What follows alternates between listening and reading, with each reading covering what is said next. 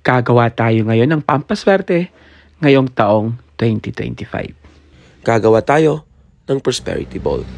Gagamit po tayo ng clear at glass na ating bowl.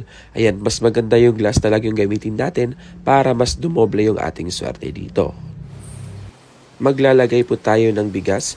Ayan, ang bigas ay sumisimbolo ng kasaganahan. Punuin lang po natin ito. And then i-flatten. Ayan, maglalagay din po tayo ng 1 dosenang itlog. Ayan, 1 dosena kasi nagsisimbolo ng 12 months sa 1 taon. Ayan, gumamit din tayo dito ng itlog kasi nagsisimbolo din ito ng bagong pag-asa at dahil bilog ito ay nagbibigay ng swerte. At siguraduhin lang natin na fresh na itlog ang ating gagamitin dito, hindi yung luto. Maglalagay din po tayo ng dahon ng laurel dahil sumisimbolo ito ng protection, abundance, prosperity, at success.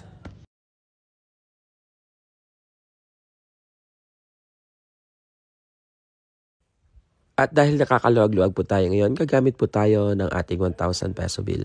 Bali, 12 pieces po ng ating 1,000 peso bill ang ating gagamitin dito kasi nagsisimbolo ito ng 12 months sa 1 taon. Pagkatapos tatalian lang po natin ito ng pulang ribbon. Ayan, nakadepende po yan sa inyo kung anong gusto nyong gamitin ng bills dito. Pero mas maganda kung mas malaking bills, mas malaking swerte at blessing ang ibibigay.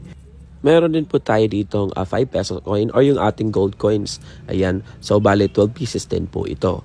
Ayan, maglalagay din po tayo ng kahit anong bilog na prutas. Pero ang ating gagamitin dito ay yung pongkan. Alam niyo naman guys, pag bilog na prutas ay pampaakit ng swerte.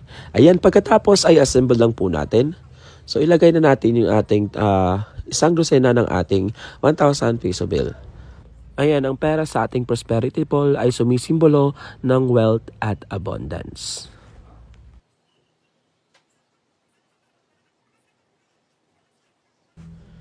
Ayan, pagkatapos ilalagay na natin yung ating 12 pieces na ating gold coins. Ayan, mas maganda nga guys kung ating gagamitin dito na coins ay yung 20 pesos na coins. Kasi guys, meron po siyang silver and gold. Kasi ang silver ay pampataboy ng malas at yung gold naman ay pampaakit ng swerte. Kaya napakagandang combination silang dalawa. Kaya lang wala tayong nahanap na 20 pesos na coins. So, pwede na ito. Pagkatapos maglalagay po tayo ng 1,000 peso bill din sa ating ampaw. Nakadepende po yan sa inyo kung ilan ang gusto mong ilagay doon sa inyong ampaw. Pero mas mataas, mas malakas ang blessing. Sabi ko nga kanina. So bali 12 pieces din po ng ating ampaw. Kaya lang medyo nag-short na tayo sa budget. Kaya 6 na peraso na lang ang ating ilalagay dito. Ayan.